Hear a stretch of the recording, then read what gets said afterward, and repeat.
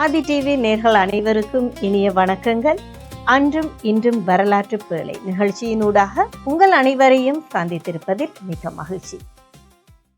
கட்டிட கலைஞரும் வரலாற்று ஆய்வாளரும் ஆகிய திரு இ மயூரநாதன் அவர்களால் நமக்கு எல்லாருக்காகவும் வழங்கப்பட்ட 400 ஆண்டு கால பாரம்பரிய வரலாற்று புத்தக நூல் வெளியீடு வருகின்ற ஞாயிற்றுக்கிழமை நடைபெறப் போகின்றது. அதாவது யாழ்ப்பாண நகரத்தின் வளர்ச்சி வரலாறு 1621 தொடக்கம் 1948 வரையான காலப்பகுதிக்குள் யாழ்ப்பாண நகரின் கட்டிடக்கலை வளர்ச்சியின் பரிணாமத்தை பற்றி நாம் அனைவரும் தெரிந்து கொள்வதற்காக வெளியிடப்பட்டுள்ள புத்தகம் அந்த புத்தகம். யாழ்ப்பாணத்தில் வெளியிடப்பட்ட இந்த நூலானது தற்பொழுது கனடிய தமிழ் சமூகத்திற்காக இங்கு ஓராயம் அமைப்பினரால் வெளியிடப்பட போகின்றது. அது தொடர்பாக நிறைய விடயங்களை எம்மோடு கலந்து கொள்வதற்காகவும் அப்புத்தகம் தொடர்பான நிறைய விடயங்களை நமக்கு தெரியப்படுத்துவதற்காகவும் அக்குழுவில் இருந்து இருவர் நம்மோடு இணைந்திருக்கின்றார்கள். ஒருவர் எழுத்தாளர், பதிவுகள் மற்றும் இணைய இதழ் ஆசிரியர், அது மட்டுமன்றி மொரட்டுவ பல்கலைக்கழக கட்டிடக்கலை பட்டதாரியாகிய வ ந கிரிதரன் அவர்கள். அவரோடு இணைவாக எழுத்தாளர் திரு நாராயணமூர்த்தி அவர்கள். இருவரும் நம்மோடு இணைந்து கொண்டிருக்கின்றார்கள். வணக்கம் ஐயா. வணக்கம் ஐயா. வரலாற்று புத்தகம் என்பது வெறும் எழுத்துக்களோ காகிதங்களோ அல்ல, அது ஒரு சமூகத்தின் அடையாளம், நாம் வாழ்ந்த வழித்தடங்கள்.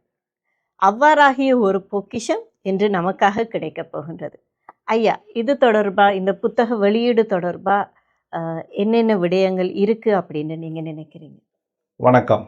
ஓராயம் அமைப்பினரால் நடத்தப்படும் இந்த நூல் வெளியீட்டு விழா பற்றி சில வார்த்தைகள் கூறலாம் என்று நினைக்கின்றேன். முதலாவது, இந்த ஓராயம் அமைப்பினர் யாழ் இந்து கல்லூரி பழைய மாணவர்கள் சிலரால் 70ஆம் ஆண்டு 77ஆம் ஆண்டு காலப்பகுதியில் அங்கு படித்த மாணவர்கள் சிலரால் உருவாக்கப்பட்ட லாப நோக்கற்று இயங்கும் ஓர் அமைப்பு. இந்த அமைப்பு இப்பொழுது இந்த அரிய நூலை, வரலாற்று நூலை இங்கு கனடாவில் வெளியிட இருக்கிறார்கள். எதிர்வரும் ஞாயிற்றுக்கிழமை மே 24ஆம் தேதி ஸ்காபரோ சிவிக் சென்டரில் 2 மணி தொடக்கம் 5 மணி வரை இந்த நிகழ்வு நடைபெற உள்ளது. அதனை அவர்கள் ஒழுங்குபடுத்தி இருக்கின்றனர். ஒரு மக்களின் வரலாறு மறக்கப்பட்டால் அவர்களது அடையாளமும் மங்கிவிடும். அத்துணை பாரம்பரிய வரலாறுகள் நமக்காக கிடைக்கப் போகின்றது என்பதை நினைக்கும் பொழுது நிச்சயமாக மகிழ்ச்சியான ஒரு விடயமாகத்தான் இருக்கின்றது. என்னதான் இருந்தாலும் விழா நாயகன் அப்படின்றவங்க ஒரு புத்தக வெளியீட்டில் கண்டிப்பாக இருப்பாங்க. ஆனால் அதே நேரம் இந்த புத்தக விழாவில் ஒரு சிறிய மாற்றம், விழா நாயகன் நம்மோடு இணைஞ்சு கொள்ள முடியாத ஒரு சூழ்நிலை இருக்கிறது. அது தொடர்பாக விழா நாயகன் இல்லாமல் இந்த புத்தக வெளியீடு நடக்கிற பொழுது அதில் என்னென்ன சவால்கள் இவங்க எதிர்கொண்டிருக்காங்க அப்படின்றத பற்றி நாங்கள் கேட்டு தெரிஞ்சு கொள்ளலாம். ஐயா, எழுத்தாளர் இந்த சந்தர்ப்பத்தில் இல்லாத பொழுது, இங்கே வர முடியாத சூழலின் பொழுது இந்த புத்தக வெளியீடு நடத்துறதுல என்னென்ன சவால்கள் நீங்கள் எதிர்கொண்டீங்க? இந்த புத்தகம் கிட்டத்தட்ட ஒரு வரலாற்று நூல். வரலாற்று நூல் என்று சொல்வதையும் விட பல்வேறு ஆவணங்களை தொகுத்து ஒற்றை நூலாக அவர் இந்த நூலை தந்திருக்கிறார். அவர் இங்கு வர முடியாமல் இருப்பதற்கான காரணம் எங்கள் அனைவருக்கும் தெரியும். அவர் இலங்கையில் இருக்கிறார். இந்த ஒரு நூல் வெளியீட்டுக்காக அவர் வரப்போவது இல்லை. ஆனாலும் உங்களுடைய ஆதிய தொலைக்காட்சியினர் அவரோடு சில நேர்காணல்களை செய்து ஒளிபரப்புவீர்கள் என்றும் சொல்லுகிறீர்கள். அது மிகவும் மகிழ்ச்சிகரமாக இருக்கிறது. அதை விடவும் அன்று நிகழ்ச்சியின் போது ஜூம் வழியாக அவர் எங்களோடு பேசவிருக்கிறார். ஸோ ஒரு வகையில் பார்த்தோமாக இருந்தால் அந்த எழுத்தாளரும் எங்களோடு கலந்து கொள்கிறார் என்பதுதான் இதனுடைய சிறப்பம்சம். யாழ்ப்பாண நகரின் கட்டிடக்கலையின் வளர்ச்சி பரிணாமம் 400 ஆண்டு கால வளர்ச்சி நமக்காக கிடைக்கப் போகிறது. ஐயா, இந்த புத்தக வெளியீட்டின் பொழுது, அதாவது இந்த புத்தகம் யாழ்ப்பாண கட்டிடக்கலையோட வளர்ச்சி பரிணாமம், இது டொரண்டோவில் இருக்கிற தமிழ் சமூகத்துக்கு எந்த வகையில் உதவியாக இருக்கும் அப்படின்னு நீங்கள் நினைக்கிறீங்க? இந்த நூல் உண்மையில் ஒரு வரலாற்று நகரை பற்றிய வரலாற்று நூல். உண்மையில் டொரண்டோவில் வாழும் தமிழ் சமூகத்திற்கு மட்டுமல்ல, உலகெங்கும் பறந்து வாழும் அனைவருக்கும் யாழ்ப்பாண நகரத்தின் 400 ஆண்டுகால வரலாற்றை பற்றி மயூரநாதன் அவர்கள் இந்த நூல் மிகவும் பயனுள்ளதாக இருக்கும். அடுத்தது, இந்த நூல் கட்டடக்கலை மட்டுமல்ல, யாழ்ப்பாண நகரத்தை பௌதிக ரீதியில் அங்கிருந்த நகர அமைப்பு, கட்டடக்கலை மற்றும் அங்கு நிலவிய மாற்றங்கள், சமூக அரசியல் மாற்றங்கள், இவற்றையெல்லாம் உள்வாங்கி அவர் எழுதியிருக்கிறார். அவர் எப்படி எழுதியிருக்கின்றார் என்றால், அங்கு பல்வேறு ஆட்சி காலத்திலும் போர்த்துகீசர், ஒல்லாந்தர், ஆங்கிலேயர் அவர்கள் உருவாக்கிய நிலப்படங்கள், அறிக்கைகள் மற்றும் வரலாற்று நூல்கள், இவற்றின் அடிப்படையில் அவர் இந்த நூலை எழுதியிருக்கின்றார். ஆக இந்த நூல் முக்கியமாக இலங்கை தமிழர்களை பொறுத்தவரையில் வரலாற்றில் ஒரு தெளிவில்லை. 400-500 வருஷத்துக்கு முதல் வாழ்ந்த தமிழ் அரசர்களை பற்றிய விளக்கங்களே பல குழப்பங்கள் நிறைந்தவையாக இருக்கின்றன. நகரங்களை பற்றி சிங்கநகர், நல்லூர், யாழ்ப்பாணம் இவை பற்றிய புரிதல்கள், தெளிவுகள் அற்ற வரலாற்று குறிப்புகள் தான் இருக்கின்றன. இந்நிலையில் முதல் முறையாக முழுக்க சான்றுகளின் அடிப்படையில் இந்த நூலை மயூரநாதன் எழுதியிருக்கின்றார். அதற்காக அவர் பல ஆண்டுகள் தன் நேரத்தை செலவழித்து இந்த அரிய நூலை தந்திருக்கின்றார். அவ்வகையில் இந்த நூல் மிகவும் முக்கியத்துவம் வாய்ந்தது. ஏனென்றால் தமிழரின் வரலாற்றை ஆதாரபூர்வமாக வெளிக்கொண்டிருக்கின்றது.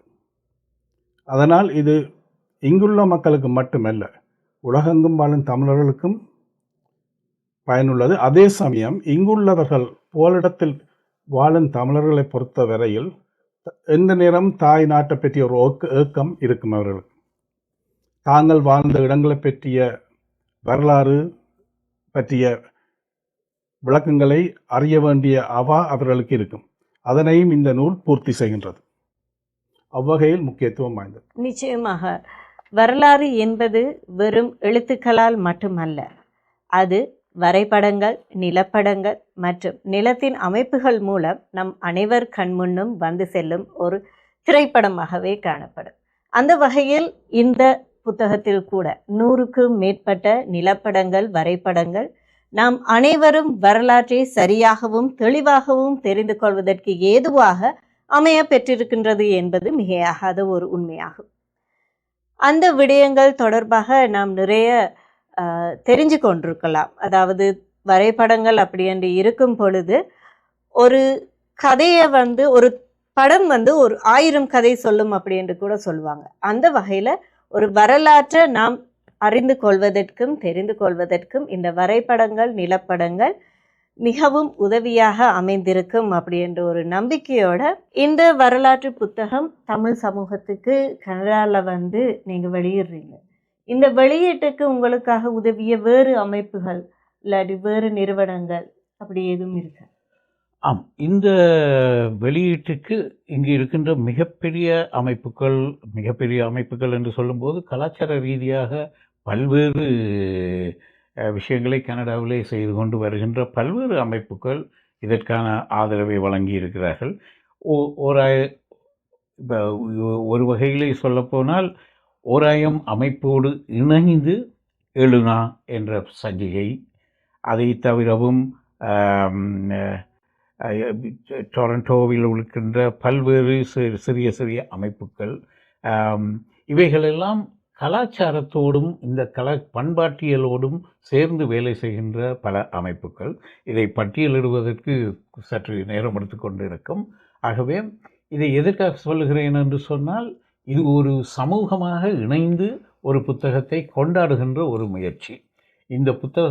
இந்த முயற்சிக்கு சமூகமே ஆதரவளிக்கின்றபடியால் இது இங்கே கேட்ட கேள்விக்கு இங்கு பல அமைப்புகள் இதற்கான ஆதரவை தந்து நிகழ்ச்சியை சிறப்பாக்கி கொண்டு இருக்கின்றன. நிச்சயமாக இந்த கால பொழுதில் அப்படி என்று பார்க்கும்போது இளைய சமூகம் வரலாற்றை அறிந்து கொள்கிற ஆர்வங்களில் வந்து அதிகமாகவே இப்போ ஈடுபட்டு வந்து கொண்டிருக்கிறாங்க அப்படின்னு கூட சொல்லலாம். அந்த வகையில் கனடாவில் இந்த புத்தகம் வந்து வெளியீடு நடக்க போகுது. அந்த யாழ்ப்பாணத்திட பாரம்பரிய கட்டிடக்கலை தொடர்பாக இன்றைய இளைய சமூகம் அறிஞ்சு கொள்றதுக்கு வந்து இது எந்த வகையில் ஒரு பாலமாக செயற்படும் அப்படின்னு நீங்கள் நினைக்கிறீங்க? இந்த நூல் இளைய சமூகத்தை பொறுத்தவரை அவர்களுக்கு தங்கள் வேரை பற்றி அறியும் ஆர்வம் இருக்கின்றது பலருக்கு, பல இளைஞர்களுக்கு. அவ்வகையில் இந்த நூல் அவர்களுக்கு பல தகவல்களை அள்ளித்தரும். ஒன்று வந்து அவர்களுடைய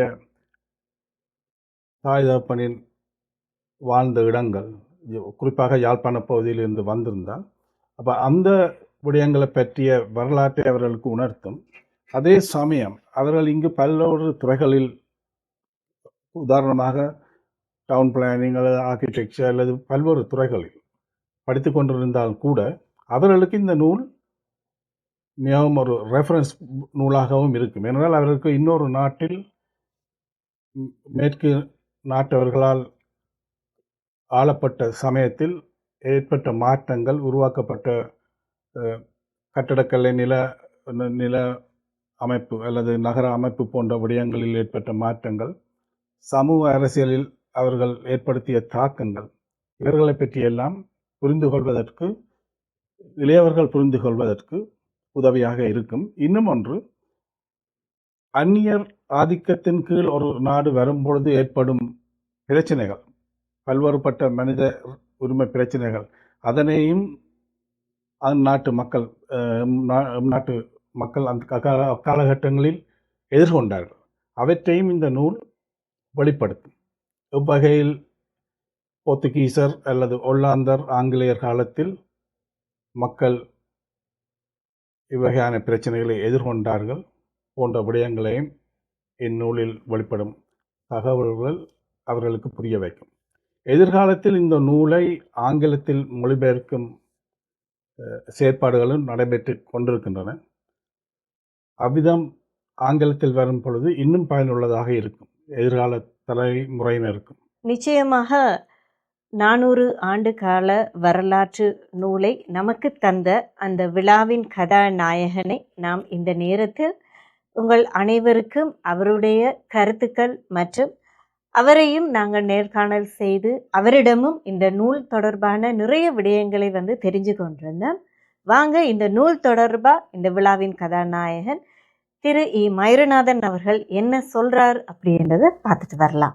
400 ஆண்டுகால யாழ்ப்பாண நகரத்தின் பௌதிக வளர்ச்சியை ஆவணப்படுத்திய ஒரு ஆக்கப்பூர்வமான ஆவணத்தை எங்களுக்காக தந்த இந்த விழாவின் கதாநாயகன் திரு இ. மயூரநாதன் ஐயா அவர்கள் இப்போ எங்களோட இணைஞ்சு கொண்டிருக்கிறாங்க. ஐயா வணக்கம்.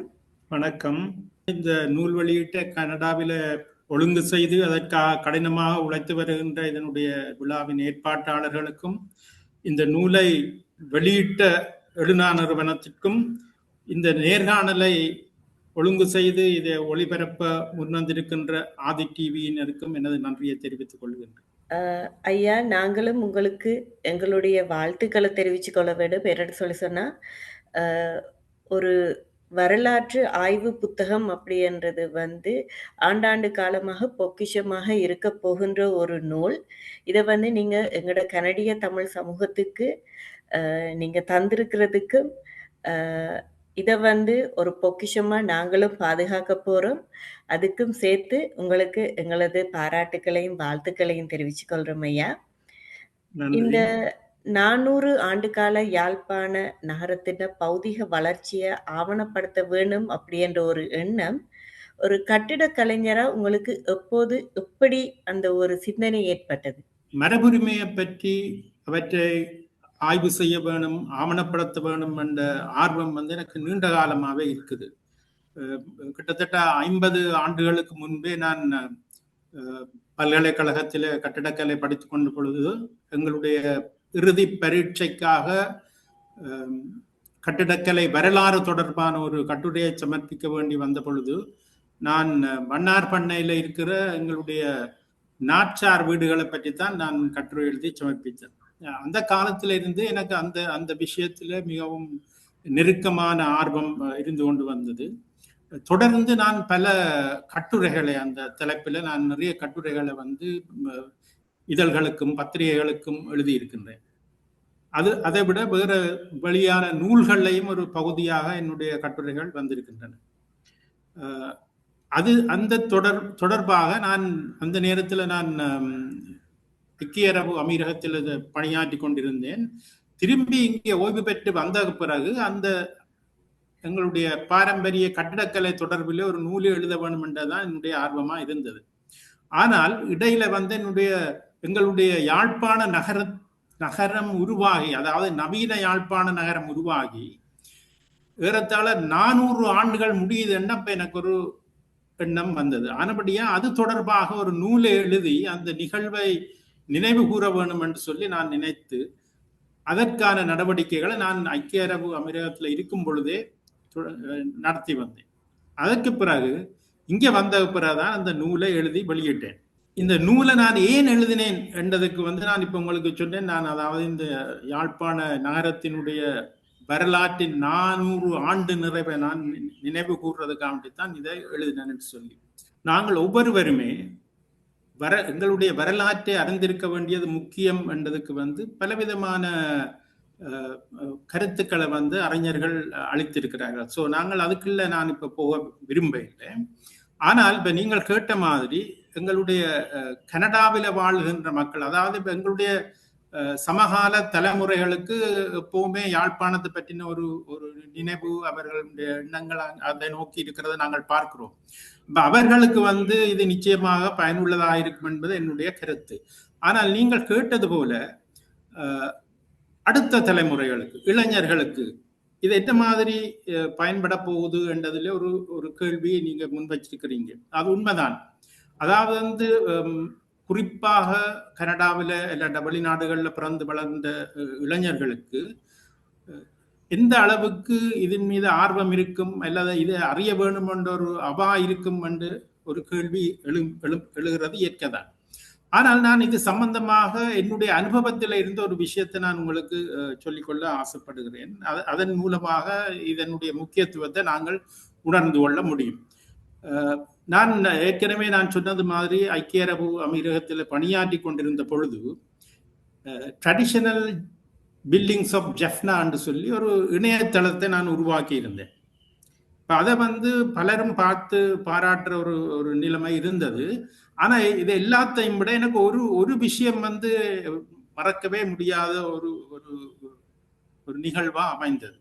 அது என்னன்னு சொன்னால், ஒரு ஐக்கிய அமெரிக்காவில் 3 தலைமுறைகளாக வாழுகிற ஒரு குடும்பத்தில் இருந்து அதன் 3ஆம் தலைமுறையை சேர்ந்த ஒருவர், அவருக்கு தமிழ் தெரியாது, அவர் அங்கே பிறந்து வளர்ந்தவர், அவருடைய தகப்பனும் அங்கே பிறந்து வளர்ந்தவர் தான்.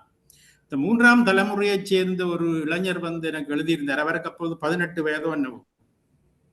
அவர் எனக்கு இமெயில், அதாவது மின்னஞ்சல்ல இந்த விஷயத்தை ஒரு கடிதம், நீண்ட கடிதமாக எழுதியிருந்தார். நான் அதனுடைய சாராம்சத்தை மட்டும் உங்களுக்கு சொல்றேன்.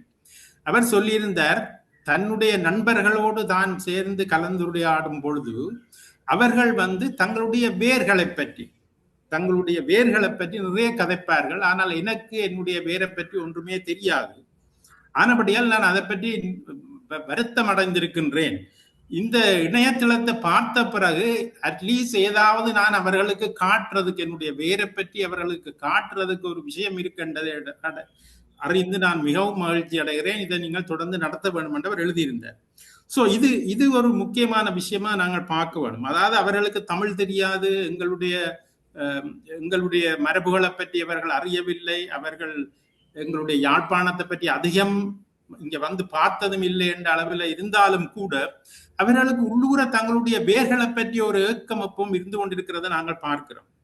ஸோ அதைத்தான் நான் இந்த மின்னஞ்சல் மூலம் அறிந்து கொண்டேன். ஆகவே நாங்கள் அவர்களும் இந்த விஷயங்களை வாசிக்கிற அளவுக்கு அவர்களுக்கு இந்த எங்களுடைய மரபுகளையும் எங்களுடைய வாழ்க்கை முறைகளையும் கடத்த வேண்டும் என்றதில் நான் மிக விருப்பத்துடன் இருக்கின்றேன். அதுக்கு இந்த நூல் வந்து உதவியாக இருக்கும் என்பது என்னுடைய கருத்து. ஆமையா, இந்த நூலுக்கு வந்து 100க்கு மேற்பட்ட பழைய நிலப்படங்கள், வரைபடங்கள வந்து நீங்க ஆய்வு செய்திருக்கிறீங்க. இந்த தேடல்ல போது நீங்க உங்களுக்கு வந்து உங்கள ரொம்பவுமே வியக்க வைத்த, இல்லாட்டி இதுவரைக்கும் யாரும் அறியாத ஒரு வரலாற்று தகவல் அப்படின்றத வந்து எங்களுக்கு பகிர்ந்து கொள்ள முடியுமா எங்களோட?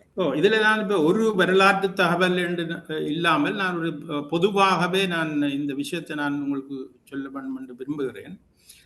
இந்த யாழ்ப்பாணத்தை பற்றி, அதாவது பொதுவாக நான் யாழ்ப்பாண நகரத்தை என்று சொல்லவில்லை, யாழ்ப்பாணத்தினுடைய வரலாறை பற்றி நிறைய நூல்கள் வெளிவந்திருக்கின்றன, கட்டுரைகள் வந்திருக்கின்றன, அது எல்லாருக்கும் தெரியும். ஆனால் இந்த இந்த இந்த நூல்களை எழுதுவதற்கோ இல்லாட்டி கட்டுரைகளை எழுதுவதற்கோ பெருமளவுக்கு இந்த நிலப்படங்களை ஒருத்தரும், எங்களுடைய பழைய நிலப்படங்களை ஒருத்தரும் பயன்படுத்தவில்லை என்றுதான் நான் நினைக்கின்றேன். ஏனென்று சொன்னா அதுக்கு ஒரு காரணம் இருக்குது. மிக அண்மை காலம் வரையில இந்த பழைய நிலப்படங்கள் வந்து இலகுவாக கிடைக்கக்கூடிய ஒரு வசதி இருக்கே. இப்ப வந்து நீங்கள் பார்த்தீங்கன்னு சொன்னால் இந்த ஆவண காப்பகங்கள் என்றாலும் சரி, அருங்காட்சியகங்கள் என்றாலும் சரி, தங்கள்கிட்ட இருக்கிற இந்த பழைய நிலப்படங்களை வந்து இப்ப ஆன்லைன்ல வெளியிடுகிறார்கள், இணையத்துல வெளியிடுகிறார்கள். அதனால இப்ப எல்லாருக்கும் அதை பார்க்கக்கூடிய, அதை பற்றி ஆய்வு செய்யக்கூடிய ஒரு வாய்ப்பு கிடைத்திருக்கு. சோ அப்ப இவ்வளவு காலமும் அதை நாங்கள் எங்களுடைய வரலாற்றை அறிந்து கொள்வதற்கு ஒரு மூலமாக பயன்படுத்தாவிட்டாலும், இப்ப எனக்கு நான் ஐக்கிய அரபு அமீரகத்தில் இருந்த பொழுது எனக்கு இதுகளை பார்க்கிற வாய்ப்பு கிடைத்தபடியால் நான் அந்த நிலப்படங்களை வந்து என்னுடைய ஆய்வுக்கு ஒரு முக்கியமான மூலமாக எடுத்துக்கொண்டுதான் இதை செய்திருக்கிறது. அதன்படி நீங்க பாத்தீங்கன்னா எங்கட யாழ்ப்பாணத்தை பற்றிய ஒல்லாந்தர் கால வரைபடங்கள், இந்த நிலப்படங்களும் வரைபடங்களும் நிறைய இருக்கு. ஒன்று ரெண்டு நான் முக்கியமாக சொல்ல வேண்டும் என்று சொன்னால் 1658 ஆண்டு, அதாவது வந்து போர்த்துகேயரின் தமிழ் யாழ்ப்பாணத்தை ஆண்டு கொண்டிருந்த பொழுது ஒல்லாந்தர் வந்து யாழ்ப்பாணத்தை பிடிக்கிறதுக்கு வந்து அதை பிடிச்சது வந்து 1658 ஆண்டு. சோ அந்த நிகழ்வின் போது அவர்கள் யாழ்ப்பாண கோட்டையை முற்றுகையிட்டிருக்கும் பொழுது வரைந்த ஒரு வரைபடம், யாழ்ப்பாண நகரத்தினுடைய வரைபடம் இருக்கு. அது வந்து போர்த்துகேயர் கால நகரத்தை காட்டுது. இப்ப நாங்கள் வந்து போர்த்துகேயர் ஒரு வரைபடமும் வரையவில்லை, அதனால அவர்களுடைய நகரம் எப்படி இருந்தது என்று தெரியாது என்று நாங்கள் பொதுவாக கருதி கொண்டிருந்தாலும் கூட, இந்த ஒல்லாந்தர் அந்த யாழ்ப்பாண கோட்டையை முற்றுகையிட்டிருக்கும் பொழுது வரைந்த வரைபடம் அது ஒரு போர்த்துகேயருடைய நகரத்தை தான் காட்டுது. ஆனால் இதுவரையிலே வெறும் அதை அந்த அந்த நோக்கத்துல பார்த்து அதை பற்றி ஆராய்ந்து எழுதவில்லை. சோ அது எனக்கு கிடைத்தது ஒரு முக்கியமான விஷயம். இந்த நூலுக்கு போர்த்துகேயர் காலத்து வரலாற்றை இல்லாட்ட நகர அமைப்பை அப்பப்ப என்ன இருந்தது என்பதை அறிந்து கொள்வதற்கு ஒரு முக்கியமான ஆவணமாக அமைந்தது. சோ அதை வைத்துத்தான் நான் போர்த்துகேயர் நகரத்தினுடைய வளர்ச்சி, அவர்களுடைய நகரம் என்ன மாதிரி, இந்த பொதுவாக எல்லாரும் சொல்லுவார்கள் போர்த்துகேயர் காலத்துல நகரம் ஒரு 2-3 வீடுகளையும் ஒரு கோட்டையையும் கொண்ட ஒரு நகரமாகத்தான் இருந்தது. அப்படி இல்லை. அது கிட்டத்தட்ட ஒல்லாந்தர் காலத்துல எந்த அளவு பெருசா இருந்ததோ அவ்வளவு பெரிய நகரமாக போர்த்துகேயர் காலத்திலேயே அது வளர்ந்து விட்டது அந்த 39 ஆண்டுகளுக்குள்ள. சோ ஆனபடியால் இந்த இந்த நிலப்படம் வந்து ஒரு முக்கியமான இது விஷயம். அதே போல வேறையும் சில நிலப்படங்கள் இருக்கின்றன. 1770 ஆண்டு இந்த அந்த காலத்து யாழ்ப்பாண நகரத்தையும் அதன் சுற்றாடலையும் காட்டுகின்ற ஒரு நிலப்படம்.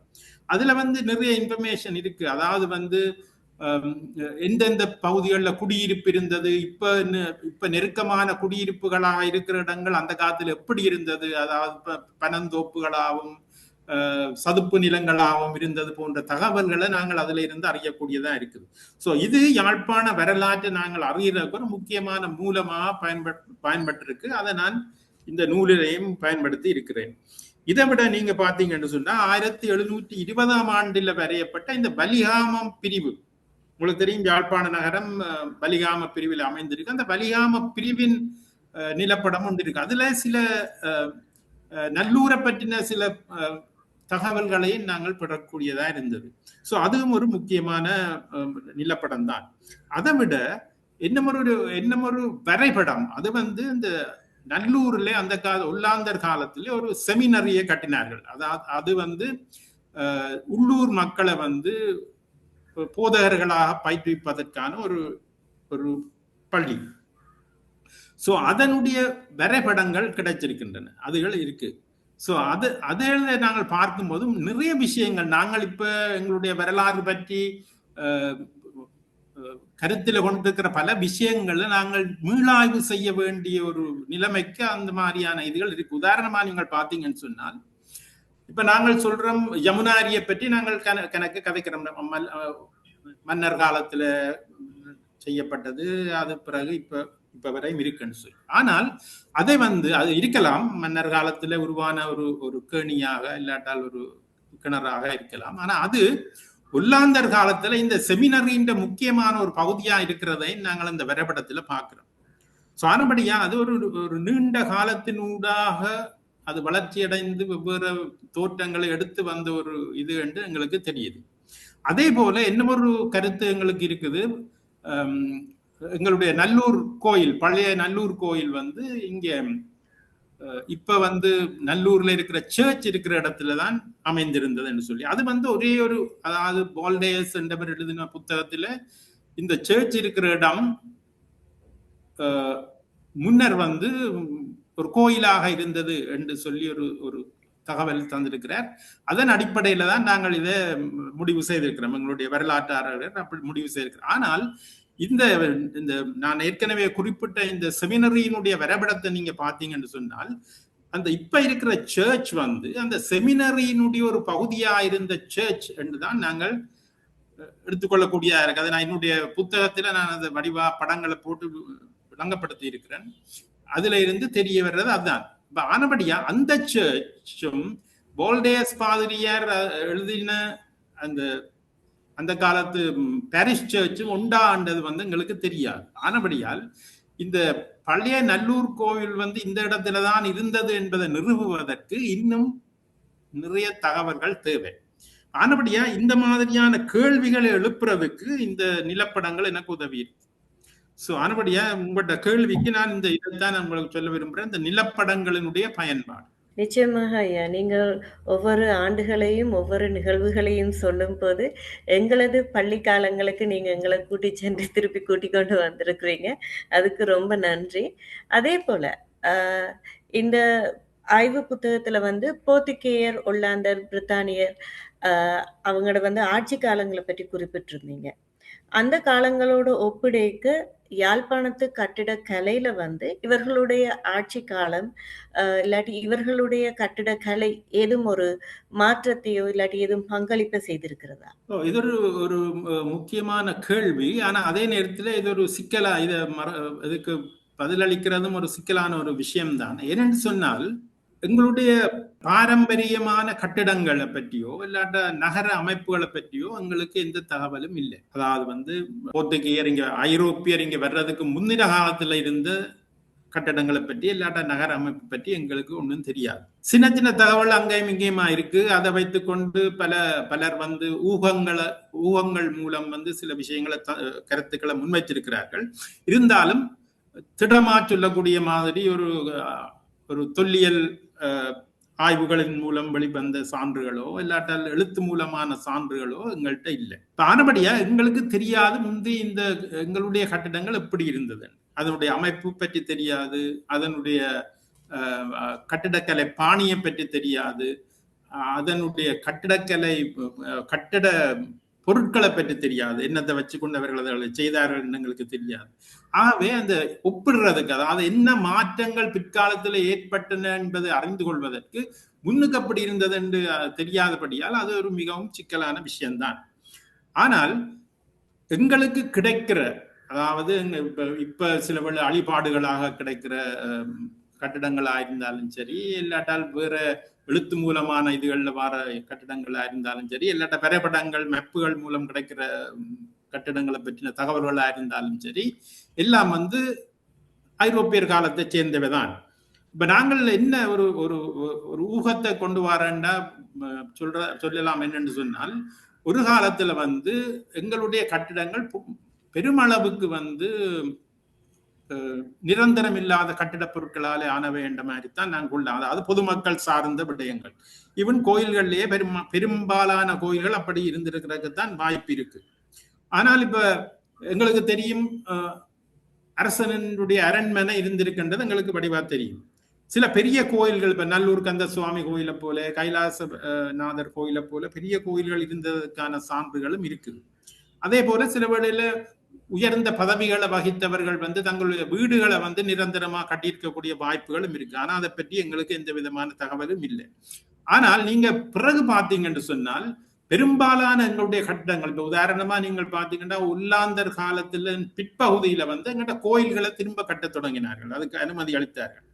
அப்ப அந்த காலத்துல நீங்க பாத்தீங்கன்னா எல்லாம் வந்து மேநாட்டு கட்டிடக்கலை பாணியில அமைந்ததைத்தான் நாங்கள் பார்க்கிறோம். ஒன்று இந்த மூலஸ்தானத்தை தவிர, மூலஸ்தானம் அந்த எங்களுடைய திராவிட கட்டிடக்கலையினுடைய அம்சங்களை கொண்டதாக அமைந்திருந்தாலும் மற்றதுகள் எல்லாம் வந்து மேநாட்டு பாணியில நீங்க இப்பவும் பார்க்கலாம். பல பழைய கோயில்கள், இந்த மண்டபங்கள் வந்து இந்த பெரிய தூண்களோடு கூடிய அந்த மேநாட்டு பாணியைத்தான் அவைகள் காட்டுகின்றன.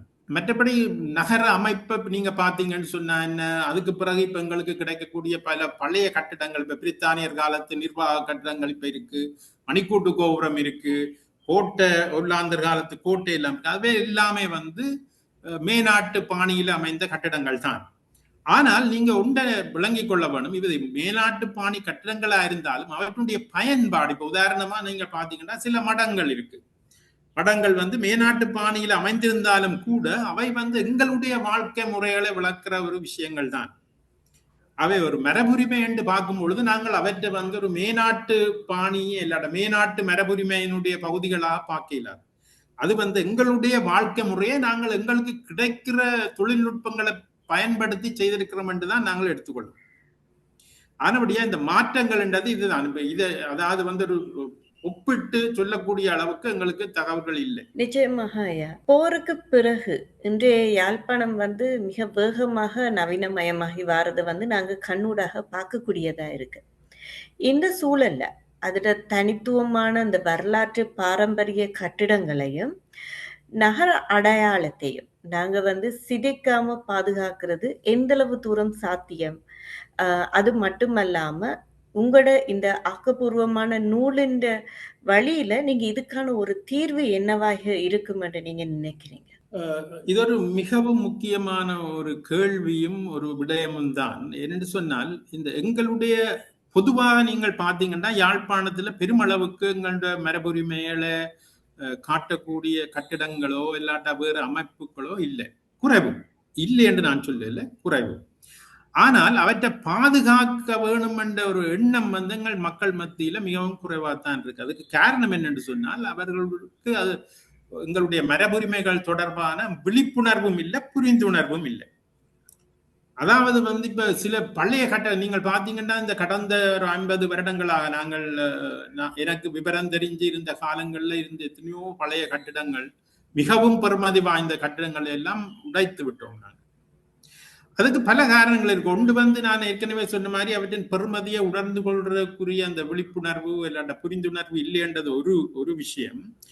மற்றது வந்து இது சில இரண்டால் எங்களுக்கு கிடைக்கிற பல விஷயங்கள் வந்து நான் ஏற்கனவே உங்களுக்கு சொன்ன மாதிரி மேநாட்டு பாணியில் அமைந்த கட்டடங்களா இருக்கலாம். அப்படியான பல ஈவன் எங்களுடைய வாழ்க்கை முறையை விளங்கப்படுத்துறதா இருந்தாலும் அப்படியா இருக்கு. உதாரணமாக நீங்கள் டவுன் கிராண்ட் பசார் என்று சொல்லப்படுற யாழ்ப்பாண நகர மத்தியில இருக்கக்கூடிய இருந்த ஒரு மடக்கட்டிடம், அது பெரிய மடக்கட்டிடம், கங்கா சத்திரம் என்று சொல்வார்கள். இப்போ வந்து அந்த சந்தியை வந்து சத்திரத்து சந்தி என்றுதான் இப்போ பலர் சொல்றது நாங்கள் கேள்விப்பட்டிருக்கிறோம்.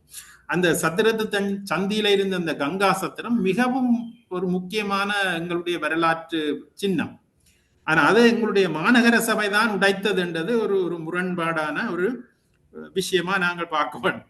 ஏனென்று சொன்னால் இது அந்த காலத்திலேயே அதை உடைக்க வெளிக்கிட்ட பொழுதே பலர் அதுக்கு எதிர்ப்பு தெரிவித்திருந்தாலும் கூட அதை எந்த விதமான கவனமும் கொடுக்காமல் அதை உடைத்து விட்டார்கள். இப்ப அந்த மாதிரி அது வந்து ஒரு எங்கேயும் நீங்கள் பார்க்க முடியாத ஒரு வகையான கட்டிடம். எங்களுடைய வாழ்க்கை முறையை, எங்களுடைய வணிகம் போன்ற விஷயங்கள் எப்படி நடந்தது என்பதை நாங்கள் அறிந்து கொள்வதற்குரிய ஒரு கட்டிடமாக தான் அது இருந்தது. சோ அந்த மாதிரி எங்களுக்கு வந்து அந்த இப்படியான விஷயங்கள் குறித்த விழிப்புணர்வு இல்லை. அப்ப சில பேர் என்ன நினைக்கிறார்கள், இது எங்களுடைய கட்டிடம் இல்லை, இது வந்து அந்நியர்களுடைய பாணியில் அமைந்த கட்டிடம், ஆகவே அதை நாங்கள் பாதுகாக்க வேண்டிய அவசியம் இல்லை என்று. இது ஒரு தவறான பார்வை. அதாவது எந்த ஆட்சியாளர்களா இருந்தாலும் எவரெம்மை ஆண்டாலும் வரலாறு மக்களுடையது தான் என்பதை நாங்கள் மிகவும் கவனம். ஏனென்றால் இப்ப நீங்கள் பார்க்கலாம், போர்த்துகேயர் எங்களை ஆண்ட பொழுது ஆயிரக்கணக்கில் இங்கே வந்திருக்கே இல்லை. அவர்கள் மிகவும் ஒரு சில நூற்றுக்குள்ளதான் இங்கே அவர்களுடைய சனத்தொகை இருந்து அவர் அப்ப அதை நாங்கள் சொல்ல முடியுமா அது அவர்களுடைய கலாச்சாரம் என்று? அது எங்களுடையதுதான். அதே போலத்தான் எந்த ஒரு கட்டிடத்தை நீங்க மேநாட்டு முறையில கட்டின கட்டிடத்தை பார்த்தாலும் அதை நாங்கள் அவர்களுக்கு கொடுக்க முடியாது. அது எங்களுடைய மரபு வழி வந்த பயன்பாட்டுக்காக கட்டப்பட்டதுதான். ஆகவே இந்த இந்த விஷயங்களை நீங்க பாத்தீங்கன்னு சொன்னா இந்த தப்பபிப்பிராயங்களை போக்கினாத்தான் அதற்குரிய விழிப்புணர்வு மக்களுக்கு வரும். அந்த விழிப்புணர்வை கொண்டுதான் நாங்கள் இந்த இதுகளை பாதுகாக்கக்கூடிய நடவடிக்கைகளை எடுக்கலாம். முக்கியமாக இந்த உள்ளூராட்சி மன்றங்கள் தங்கண்ட ஏரியாவில் இருக்கிற பல பழைய கட்டிடங்களையோ இல்லாட்டி அமைப்புகளையோ பாதுகாக்கணும். இப்ப உதாரணமா நீங்க பாத்தீங்கன்னு சொன்னா பழைய மடங்கள், கேணிகள், அப்படியான விஷயங்கள் எல்லாம் எங்களுடைய பழங்காலத்து வாழ்க்கை முறையோடு சம்பந்தப்பட்ட விஷயங்கள். அதுகளை நாங்கள் பாதுகாத்து அடுத்த தலைமுறைக்கு கடத்த வேணும். இல்லாட்டா வெளியில இருந்து வருகிறவர்கள் அதை பார்த்து எங்களை பற்றி விளங்கிக் கொள்றதுக்கு, எங்களோட வரலாற்றை பற்றி விளங்கிக் கொள்றதுக்கு நாங்கள் அதை முறையாக பயன்படுத்த வேண்டும். ஸோ அதுபடியா இது ஒரு சிக்கலான வேலை. இப்போ பலர் இதில் ஈடுபட்டிருந்தாலும் கூட இதை சாதாரண மக்களுக்கும் மேலால அதிகாரிகளும் அரசியல்வாதிகளும் கூட எந்த கவனமும் செலுத்துற இல்லை என்றுதான் நான் நினைக்கிறேன். இது ஒரு முக்கியமாக நாங்கள் உடனடியாக முன்னெடுக்கப்பட வேண்டிய ஒரு வேலை என்றுதான் நான் நினைக்கிறேன். நிச்சயமாக ஐயா, இந்த விழிப்புணர்வை ஏற்படுத்துறதுக்கு நீங்க எதிர்காலத்துல வேற ஏதும் திட்டங்கள் இல்லாட்டி வேற ஏதும் புத்தகங்கள் வெளியிடுற ஏதும் ஆலோசனையில இருக்கிறீங்களா? இருக்கு. அது நான் உங்களுக்கு ஏற்கனவே தொடக்கத்துல சொன்னது போல என்னுடைய முக்கியமான ஒரு சப்ஜெக்ட் மேட்டர் என்றால், ஒரு விடயம் என்று சொன்னால் அது எங்களுடைய மரபு வழியான வீடுகள், மக்களுடைய மரபு வழியான வீடுகளை பற்றிய விஷயங்கள் தான் என்ன கூடுதலாக கவர்ந்த விஷயம். அந்த விஷயம் தொடர்பாக ஒரு நூலை எழுத வேண்டும் என்று சொல்லி எனக்கு நீண்ட காலமா ஆர்வம் இருக்கு. அதை செய்யறதுக்குரிய எண்ணமும் எனக்கு இருக்கு. நான் எழுதின இந்த நூல் சென்ற ஆண்டு யாழ்ப்பாணத்துல வெளியிடப்பட்டது. அதற்கு பிறகு ஒரு கிட்டத்தட்ட 2 மாதங்களுக்கு உள்ளாவே அதை பெரும்பாலானவர்கள் வாங்கி அதை வாசித்திருக்கிறார்கள் என்பதை அதனுடைய விற்பனையில இருந்து நாங்கள் அறிந்து கொள்ளக்கூடியதா இருக்கு. ஸோ அதை இந்த ஆண்டுல இதை கனடாவில் வெளியிடுறோம். அதாவது வெளிநாடுகளில் வெளியிடுற முதலாவது சந்தர்ப்பம் இதுதான். கனடாவில் வெளியிடுறோம். இதை நீங்கள் இந்த விழாவுக்கு இந்த நூலை வாங்கி வாசிக்க வேண்டும் என நான் விரும்புகின்றேன். இதை நீங்கள் வாசிக்கிறது மட்டும் இல்லாமல் இதை நீங்கள் வாசித்து அதனுடைய கருத்துக்களை நீங்கள் எனக்கு சொன்னீங்கன்னு சொன்னால் அதுவும் என்னுடைய அடுத்த திருத்த பதிப்புகளை வெளியிடும் பொழுது எனக்கு பயனுள்ளதாக இருக்கும். இதை இந்த வெளிநாட்டில் உள்ள அடுத்த தலைமுறை மக்கள், நாங்கள் இப்ப அடுத்த தலைமுறை மக்களை பற்றி கதைத்தோம், அடுத்த தலைமுறையை சேர்ந்தவர்கள் வாசிக்கிறதுக்காக வேண்டியும், தமிழை தாய்மொழியாக கொள்ளாத பிற மொழியாளர்கள் வாசிக்கிறதுக்காக வேண்டியும் இதை ஆங்கிலத்தில் வெளியிட வேண்டும் என்றும் பலர் கேட்டிருக்கிறார்கள். அதற்குரிய நடவடிக்கைகளை நாங்கள் எடுத்து வருகின்றோம். அதுவும் மிக விரைவில் நிறைவேறும் என்று நான் நினைக்கின்றேன். இந்த நேர்காணலை நடத்திய ஆதி டிவிக்கும் இதை கேட்டுக்கொண்டிருக்கிற ஏனையோருக்கும் மீண்டும் நன்றியை செலுத்தி இந்த நேர்காணலை முடித்துக்கொள்கிறேன். நன்றி, வணக்கம். உங்களோட நேரத்தை ஒதுக்கி உங்களுடைய இந்த ஆய்வு புத்தகம் தொடர்பாக நிறைய விடயங்களை நீங்க எங்களோட பகிர்ந்து கொண்டிருந்தீங்க. மீண்டும் ஒரு விடை ஆதி டிவி சார்பாக உங்களுக்கு மனமார்ந்த வாழ்த்துக்கள். இன்னும் எங்களோட வரலாற்று பொக்கிஷங்களை பாதுகாக்கிறதுக்கான உங்களோட பணி தொடர வேணும் அப்படின்னு நாங்க கேட்டுக்கொள்றோம். நன்றி, வணக்கம் ஐயா. நன்றி, வணக்கம். மீண்டும் இணைந்திருக்கின்றோம் அன்றும் இன்றும் வரலாற்று பேழை நிகழ்வினூடாக. திரு இ. மயூரநாதன் ஐயா அவர்களிடம் நிறைய விடயங்கள் இந்த நூல் தொடர்பாகவும், இந்த நூலை எழுதும் போது அவர்கள் மேற்கொண்ட சவால்கள் என்னென்ன, அது மட்டும் இல்லாமல் இந்த இளைய சமூகத்துக்கு அவர் என்னென்ன சொல்ல வரார் அப்படின்றத எங்களோட அவர் பகிர்ந்து கொண்டிருந்தார். அதை நீங்களும் விரிவாக பார்த்துருப்பீங்க. அந்த வகையில் இந்த நூல் போன வருடம் யாழ்ப்பாணத்தில் வெளியிடப்பட்டிருக்கின்றது அப்படின்றது எல்லாருக்குமே தெரிஞ்ச நிதர்சனமான ஒரு உண்மை. இருந்த போதிலும் இந்த நூல் வெளியீடு திரும்பவும் கனடாவில் தமிழ் சமூகத்துக்காக நடக்க போகுது.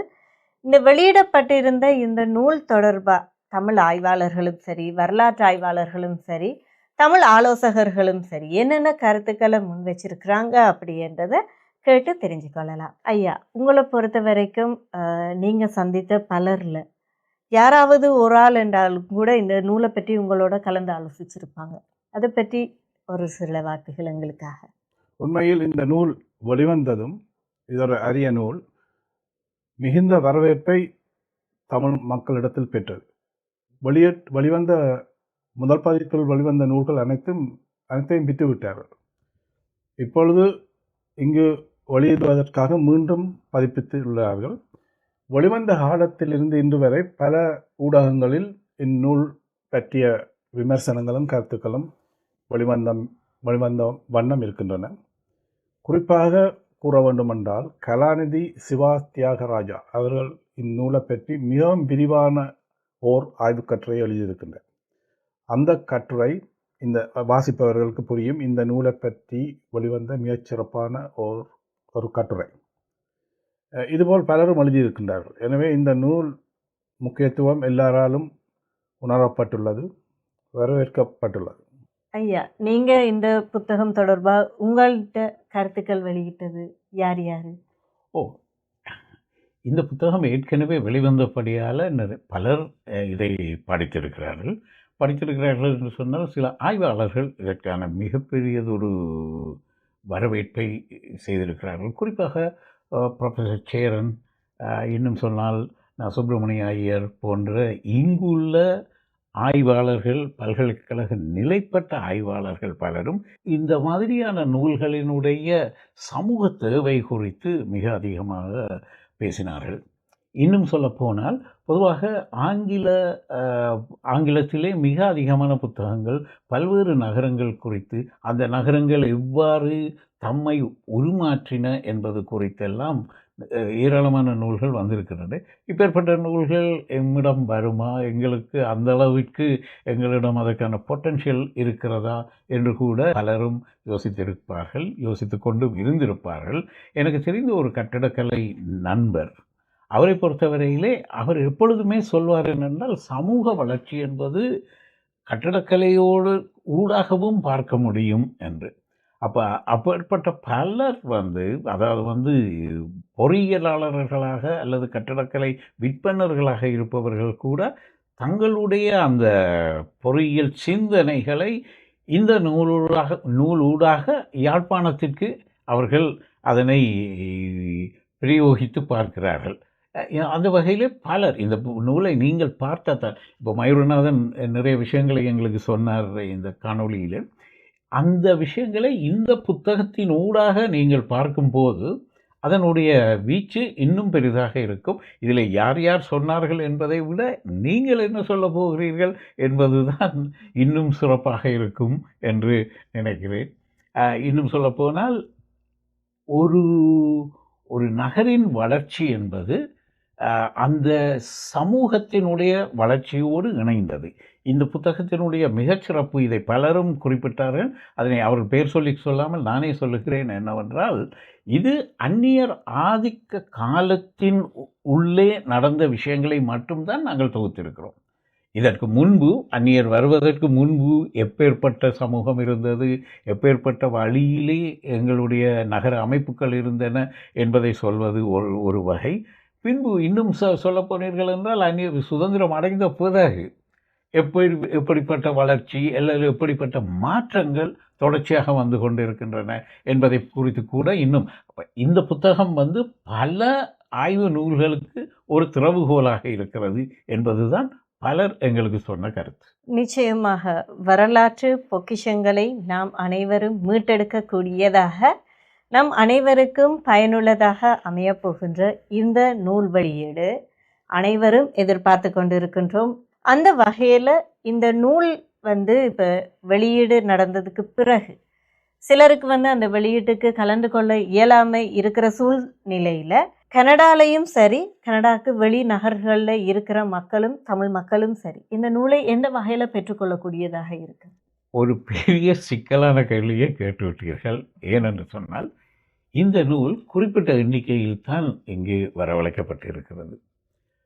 எல்லோருக்கும் ஆர்வம் இருக்கலாம், எல்லோரும் அதனை பெற்றுக்கொள்ள ஆசைப்படலாம். இப்போது முதலிலே அன்று அங்கு சமூகம் அளிப்பவர்கள் வாங்குவதற்கு முன்வந்தால் அவர்களுக்காகத்தான் முதலிலே இருக்கு. அன்று மிக அதிகமாக புத்தகங்கள் விற்பனையாகுமாக இருந்தால் நீங்கள் முன்பதிவு செய்து கொள்ள வேண்டிய ஒரு தேவை இருக்கும். அல்லது இந்த ஓராயம் அமைப்பினரின் தொலைபேசி இலக்கம் இருக்கிறது, அவர்களோடு பேசி நீங்கள் பெற்றுக்கொள்ள முடியும். இன்னும் இப்போ ஆதி தொலைக்காட்சி போன்ற தொலைக்காட்சிகள் இதற்கு கொடுக்கின்ற முக்கியத்துவம் காரணமாக இதற்கு பின்பு நடக்கப் போகின்ற, அதாவது டொரண்டோவில் மட்டுமல்ல, மொன்ட்ரியால் நகரிலும் இன்னும் ஒட்டவாவிலும் கூட இதற்கான வெளியீட்டு நிகழ்வுகள் நடக்க இருக்கின்றன. அப்போ இப்பொழுதே எல்லா புத்தகத்தையும் கொடுப்பதற்கு சற்று சிந்திப்பார்கள் அமைப்பாளர்கள் என்றும் நான் நினைக்கிறேன். ஸோ அன்று வருபவர்களுக்கு நிச்சயமாக அவர்கள் விரும்புகின்ற எண்ணிக்கையிலே புத்தகம் கிடைக்கும். அதையும் தாண்டி மற்ற இடங்களிலே நடக்கும்போது அதற்கும் அதையெல்லாம் முடிந்த பின்புதான் ஆர்வப்படுபவர்களுக்கு எப்படி கொடுக்கலாம் என்பதை பற்றி சிந்திக்க முடியும். நல்லதொரு நிகழ்வு, நிறைய விடயங்களுக்கு ஒரு திறவுகோலாக அமையப் போகின்றது அப்படின்றது நிதர்சனமான ஒரு உண்மை. 400 ஆண்டு கால யாழ்ப்பாண நகரின் வளர்ச்சி வரலாறு இந்த நூல் நாம் அனைவரும் மீட்டு பார்ப்பதற்காக ஒரு வழித்தடங்களாக அமையும் அப்படி என்பது எந்தவித மாற்று கருத்தும் இல்லை அப்படி என்று தான் சொல்ல வேண்டும். அந்த வகையில் இந்த நூல் வெளியீடானது ஸ்காப்ரோ சிவிக் சென்டரில் நடைபெறப் போகின்றது. ஸ்காப்ரோ சிவிக் சென்டரை இதற்காக நீங்கள் தேர்ந்தெடுத்ததற்கு காரணம் என்ன? ஸ்காப்ரோ சிவிக் சென்டர் ஒரு நல்லதொரு தேர்வு என்று தான் நான் நினைக்கின்றேன். முக்கியமான காரணம், டொரண்டோ பெருநகரின் எல்லா பகுதிகளிலிருந்தும் வரும் மக்கள் வருவதற்கேற்ற வகையில் போக்குவரத்து இலகுவாக அமைந்திருக்கிறது. எல்லா பக்கத்திலிருந்தும் வரலாம். அந்த பக்கத்தில் ஸ்காப்ரோ டவுன் சென்டர் இருக்குது. அப்போ எல்லாருக்கும் ஈஸியாக இருக்கும், ஹைவேக்கு பக்கத்தில் இருக்குது. அப்போ அது ஒரு முக்கியமான ஒரு நல்ல தேர்வாக அமைந்திருக்கிறது. இன்னும் ஒன்று, அங்கு நான் இந்த நகர மண்டபம் என்ற வழியால் பல அரங்க வசதிகள், அந்த ஒரு இவ்விதமான நிகழ்வுகளை நடத்துவதற்கு ஏற்ற அரங்கம் அங்கு உள்ளது. அது மிகவும் உதவியாக இருக்கும் இவ்விதமான நிகழ்வுகளை நடத்துவதற்கு. ஏற்கனவே அங்கு அதற்குரிய வசதிகள் உள்ளன. அது 2வது காரணம். அடுத்து அங்கு பார்க்கிங்கும் இலவசமாக நிகழ்வு நடத்தும் சமயத்தில் வழங்கப்படுகிறது. எனவே இது நல்லதொரு தேர்வு. ஏனைய இடங்களை விட பெரிய விசாலமான அரங்க வசதிகள், மற்ற இலவச வாகன தரிப்பிடம், இலகுவாக அடையும் வகையில் போக்குவரத்து வசதிகள் கொண்ட இடமாக அமைந்திருக்கிறது மையத்தில். எனவே அது நல்லதொரு தேர்வாக என்று நான் எல்லோரும் கருதுகின்றார். தாயகத்தின் வேர்களையும் வழித்தடங்களையும் நம்மவர் அனைவரும் எத்தனை தொலைதூர மைல்கள் கடந்து இருந்தாலும் நம் தோளில் சுமப்பதற்கான ஒரு அரிய சந்தர்ப்பம் நம் எல்லோருக்காகவும் கிடைத்திருக்கின்றது. மே மாதம் 24ஆம் திகதி பிற்பகல் 2 மணி தொடக்கம் 5 மணி வரை ஸ்காப்ரோ சிவிக் சென்டரில் இந்த நூல் வெளியீட்டு விழா நடைபெறப் போகின்றது. அனைவரும் மறக்காமல் சமூகம் தந்து இந்த நூல் தொடர்பான நிறைய விடயங்களையும் தெரிந்து கொள்ளுங்கள். அது மட்டுமல்லாமல் நீங்கள் அங்கே வந்தீங்கன்னா அந்த நூல்களை கூட பெற்றுக்கொள்ளக்கூடிய வசதிகளும் செய்யப்பட்டிருக்கு அப்படின்னு கூட சொல்லலாம். நிச்சயமாக பெருமையாகவும் இருக்கின்றது. ஒரு தமிழ் சமூகத்திற்காக ஒரு வரலாற்று நூல், அதுவும் 400 ஆண்டு கால யாழ்ப்பாண வரலாறு. நினைத்து பார்க்க முடியாத ஒரு விடயம், ஆனால் இன்று சாத்தியமாகி இருக்கின்றது அப்படின்னு தான் சொல்லணும். நிச்சயமாக எல்லாரும் வாங்க, அந்த நூல் வெளியீட்டை சிறப்பாக நடத்தித்தாங்க என்று நாங்களும் எல்லாம் வல்ல இறைவனை பிரார்த்தித்து கொள்கிறோம். உங்கள்கிட்டையும் நாங்கள் கேட்டுக்கொள்கிறோம். மறக்காமல் சமூகம் அளிக்கவும். மே 24ஆம் திகதி பிற்பகல் 2 மணி தொடக்கம் 5 மணி வரை ஸ்காப்ரோ சிவிக் சென்டரில் இந்த நூல் வெளியீட்டு விழா நடக்கப் போகிறது. இந்த நேரத்தில் ஆதி தொலைக்காட்சி கூட உங்கள் அனைவரையும் இந்த விழாவுக்கு வருக வருக அப்படின்னு சொல்லி நாங்களும் மனமார்ந்த வரவேற்புகளை தெரிவிச்சுக்கொள்கிறோம். மறக்காமல் எல்லாரும் அந்த இடத்துக்கு சமூகம் இந்த புத்தக வெளியீட்டை சிறப்பாக நடத்தி கொடுக்கணும் அப்படின்னு கூட எல்லாம் வல்ல இறைவனையும் நாங்கள் பிரார்த்தித்து கொண்டு மீண்டும் மற்றொரு அன்றும் இன்றும் வரலாற்று பிழை நிகழ்வினூடாக உங்கள் அனைவரையும் சந்திக்கும் வரை உங்களிடமிருந்து விடைபெறுவது ஜனந்தினி ஜெயனபவன். நன்றி நேர்களே.